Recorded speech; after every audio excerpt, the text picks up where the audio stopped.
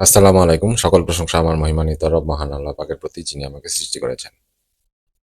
মহান আল্লাহ পাকের পরিচয় জানার জন্য মানুষের নিজের আত্মপরিচয় জানাটা অত্যন্ত জরুরি। পূর্ববর্তী সময়ে যেসব কিতাব মহান আল্লাহ পাক নাজিল করেছেন, সেই সমস্ত কিতাবে মহান আল্লাহ পাক বলেন, তুমি আত্মপরিচয় লাভ করো, তাহলে আল্লাহর পরিচয় পাবে। এ সম্পর্কে অনেক আগের দিনে যে সমস্ত জ্ঞানী ব্যক্তিরা ছিলেন, তারা প্রায়শই একটা কথা বলতেন, যে ব্যক্তি নিজেকে চিনেছেন তিনি আল্লাহকে চিনেছেন। মূলত মানবাত্মা আয়নার মতো স্বচ্ছ এবং উম, এটি মূলত আল্লাহর পরিচয় লাভের আয়না স্বরূপ। এখন এই আত্মপরিচয় লাভের দুটো উপায় আছে। তার মধ্যে একটি অত্যন্ত কঠিন, সাধারণ মানুষ তা বুঝতে পারবে না, তাই এটা বর্ণনা করার কোনো অনুমতি নেই। এটা মূলত অলি আল্লাহ, নবী রাসূল, গাউস কুতুব যারা ছিলেন তাদের সংস্পর্শে এসে মানুষ তা অনুধাবন করতে পারবে। এখন যে সমস্ত বিষয় বর্ণনা করলে একটা সাধারণ মানুষ বোঝে, সে সমস্ত বিষয় আমি এখানে আলোচনা করার চেষ্টা করব। একটা মানুষ যদি তার নিজের দিকে তাকায়, তাহলে একটা বিষয় স্পষ্ট হবে। ধরেন একটা মানুষের বয়স 25, আজকে একটা মানুষের বয়স 25 বছর বয়স। তা সে কিন্তু আজ থেকে 26-27 বছর আগে তার কোনো অস্তিত্ব ছিল না। অথবা ধরেন আজকে যার বয়স 50 বছর বয়স, আহ, ধরেন 51 বছর 52 বছর বয়স আগে হয়তো তার কোনো অস্তিত্ব ছিল না। এই প্রাথমিক অবস্থায় মানুষ এক বিন্দু শুক্র অবস্থায় ছিল, তারপর ক্রমান্বয়ে সে একটা পূর্ণাঙ্গ মানুষ হিসাবে আত্মপ্রকাশ করে। একটা মানুষ নিজের দেহ নিজে সৃষ্টি করে নাই, বরং অপর একজন সৃষ্টিকর্তা তাকে সৃষ্টি করেছেন। একটা মানুষ যার কোনো অস্তিত্ব ছিল না, কিন্তু এখন সে অস্তিত্ববান। এই যে নিখুঁত একটা প্রসেস, তা মূলত মহান আল্লাহ পাকের সৃষ্টি। এ কথা কেন বললাম?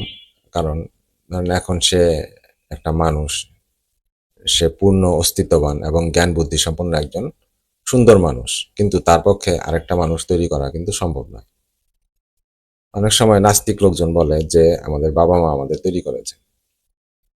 তো অনেক সময় দেখা যায় যে ছোট বাচ্চা জন্মানোর পরেই বাচ্চাটা কিছুক্ষণ জীবিত থাকে, তারপরে মারা যায়। তারপর কিন্তু সেই বাচ্চাটাকে তার বাবা মা কিন্তু আর জীবিত করতে পারে না। তো মূলত দেখা যাচ্ছে যে এই প্রসেসটা মহান আল্লাহ পাকের তৈরি। সুতরাং মানুষ নিজের প্রাথমিক অবস্থা থেকে চিন্তা করলে এমনিতেই বুঝতে পারবে যে সে এক মহা যে একটা জিনিস বুঝতে পারবে যে এক মহাশক্তিশালী সৃষ্টিকর্তা তাকে অনস্তিত্ব থেকে অস্তিত্বে এনেছেন। অতএব মানুষের নিজের অস্তিত্বের বিষয়ে যদি মানুষ চিন্তা করে, তাহলে মহান আল্লাহ পাকের অস্তিত্বটা সে বুঝতে পারবে। বিশ্বজগতের সবকিছুই মহান আল্লাহ পাকের জ্ঞানের অন্তর্গত, কোনো কিছুই তার জ্ঞানের বাইরে নয়। ধরা যাক, বিশ্বের সমস্ত সায়েন্টিস্টদের যদি বলা হয় মহান আল্লাহ পাক যে প্রসেসে মানব দেহটা সৃষ্টি করেছেন, অঙ্গ প্রত্যঙ্গ সৃষ্টি করেছেন, সংযোজন সৃষ্টি করেছেন এবং সংযোজন করেছেন, তোমরা তোমাদের সমস্ত জ্ঞান বুদ্ধি দিয়ে সেরকম একটা উৎকৃষ্ট প্রসেস বের করো, তারা কিন্তু তা পারবে না। এই কাজের জন্য তাদের সমস্ত প্রকার সাহায্য সহযোগিতা দিলেও এই ধরনের একটা প্রসেস তারা আবিষ্কার করতে পারবে না।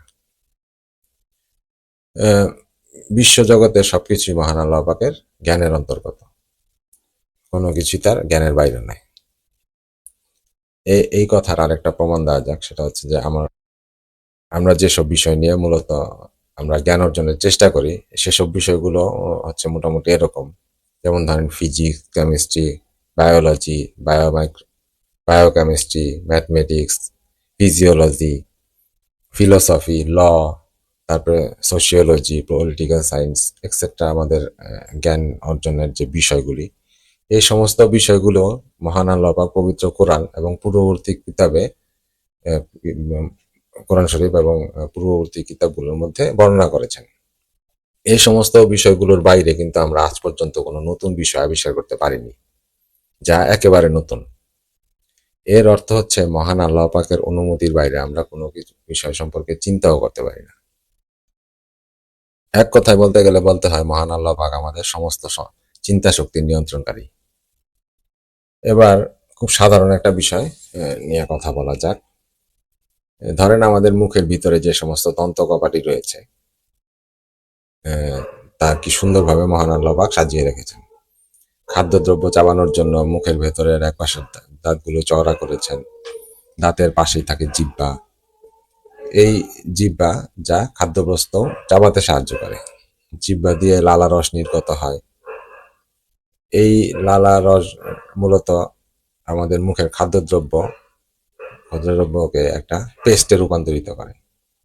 এই এই চাবানো খাদ্যদ্রব্য এটা আবার লালা গ্রন্থি থেকে আবার আরেক ধরনের লালা এসে ভিজিয়ে সহজে আমাদের খাদ্যনালী দিয়ে পেটে পৌঁছাতে সাহায্য করে। এখন এই যে একটা সিম্পল প্রসেস বর্ণনা করলাম, এখন বিশ্বের সমস্ত বিজ্ঞানীদের যদি বলা হয় যে এর চেয়েও কোনো বেটার প্রসেস থাকে, যদি কোনো বেটার কোনো প্রসেস থাকে তাহলে তোমরা তা আবিষ্কার করে দেখাও, তারা কিন্তু তা পারবে না। তেমনিভাবে ধরেন হাতের 5টি আঙ্গুলের কথা যদি ধরি তাহলে দেখা যাবে তার মধ্যে 4টি আঙ্গুল প্রায় একরকম, কিন্তু বৃদ্ধাঙ্গুলটা একটু অন্যরকম এবং বাকি 4 আঙ্গুল থেকে অনেকটা দূরে অবস্থান করে এবং এটার দৈর্ঘ্য ক্ষুদ্র, কিন্তু তারপরেও তা সমস্ত আঙ্গুলের সাথে কাজ করে এবং সকল আঙ্গুলের যে অগ্রভাগ তা সে স্পর্শ করতে পারে। এর দ্বারা আমাদের আবার এই বৃদ্ধাঙ্গুল দ্বারা আমরা অন্যান্য আঙ্গুলের করগুলো গুনতে পারি, যা অন্য আঙ্গুল দ্বারা মোটামুটি সম্ভব নয়। আর এই আঙ্গুলগুলো মূলত এই পদ্ধতিতে সৃষ্ট এবং স্থাপিত বলে আমরা সহজেই কোনো বস্তুর সহজে আমরা কোনো বস্তুকে এক জায়গা থেকে আরেক জায়গায় নড়াচড়া করতে পারি, ধরতে পারি বা উত্তোলন করতে পারি। এখন বিশ্বের সমস্ত জ্ঞানী ব্যক্তি যদি একত্র হয়ে আঙ্গুলগুলো ভিন্নভাবে সাজাতে যায় বা আরো ভালো কিছু করার চেষ্টা করে, তাহলে দেখা যাবে যে সব অবস্থাতেই একটা ত্রুটিপূর্ণ এবং অসুবিধাজনক একটা অবস্থা দাঁড়াবে। যে আঙ্গুলগুলো যদি অন্যভাবে বিন্যস্ত করা যায় বা বিন্যস্ত করা হয়, তাহলে মূলত সেটা ত্রুটিপূর্ণ একটা অবস্থায় তৈরি করবে বা অসুবিধাজনক অবস্থা সৃষ্টি করবে। সবশেষে দেখা যাবে যে পরম করুণায় মহান আল্লাহ পাক যে প্রসেসে আঙ্গুলগুলো সাজিয়েছেন সেটাই হচ্ছে সর্বোত্তম প্রসেস। এর চেয়ে বেটার কোনো প্রসেস আসলে তারা আবিষ্কার করতে পারবে না। এখন এই বর্ণনা হতে একটা জিনিস স্পষ্ট, তা হচ্ছে মহান আল্লাহর গান অর্থাৎ বৃদ্ধাঙ্গুল জগতের সমস্ত বস্তুকে অর্থাৎ বাকি 4 আঙ্গুলকে ঘিরে রেখেছে। তিনি সমস্ত বিষয় সম্পর্কে অবগত আছেন। মানব দেহের প্রতিটি অঙ্গ প্রত্যঙ্গ এই ধরনের আশ্চর্য অঙ্গ প্রত্যঙ্গের মধ্যে যদি অবলোকন করি, অঙ্গ প্রত্যঙ্গগুলির দিকে তাকাই, তাহলে দেখা যাবে যে প্রত্যেকটা অঙ্গ প্রত্যঙ্গেরই এই ধরনের আশ্চর্য কলা কৌশল রয়েছে। যারা মূলত এসব বিষয়ে জানার চেষ্টা করবে তারা তত বেশি মানে যারা এই বিষয়টা নিয়ে যত বেশি জানার চেষ্টা করবে তারা তত বেশি বিস্মিত হবে। এখন ধরেন এই আঙ্গুলের কথা যদি বলা হয় যে আমাদের এই যে বৃদ্ধাঙ্গুলের যে ফিঙ্গারপ্রিন্ট, এটা মূলত আমাদের মহান আল্লাহ পাকের একাত্মবাদের একটা প্রমাণস্বরূপ। যেমন ধরেন আপনার স্বাক্ষর কিন্তু আরেকটা মানুষ হুবহু নকল করলেও করতে পারে, কিন্তু আপনার এই ফিঙ্গারপ্রিন্টটা কিন্তু আপনার অস্তিত্ব বহন করে, যেটা মূলত আল্লাহর একাত্মবাদের প্রমাণস্বরূপ। তেমনিভাবে ধরা যায় যে একজন পৃথিবীতে কোটি শত কোটি মানুষ মানে বসবাস করে, কিন্তু কারো চেহারাই কারোর সাথে মিলে না। প্রত্যেকটা মানুষই একটা স্বতন্ত্র রূপে অবস্থান করে। এটা মূলত মহান আল্লাহ পাক এটাই প্রমাণ করেছেন যে মানুষ মহান আল্লাহ পাকের সৃষ্টি সেরা জীব, এবং এই মানুষই কিন্তু পরবর্তীকালে মহান আল্লাহ পাকের প্রতিনিধিত্ব করবে। তো এখানেও মহান আল্লাহ পাকের একাত্মবাদের একটা প্রমাণ আমরা দেখতে পারি। তো এই জন্যই মহান আল্লাহ পাকের যে অস্তিত্ব, তা মূলত আমাদের নিজেকে যদি আমরা নিজেরা বিশ্লেষণ করার চেষ্টা করি, তাহলে সুন্দরভাবে মহান আল্লাহ পাকের অস্তিত্ব আমরা বুঝতে পারবো।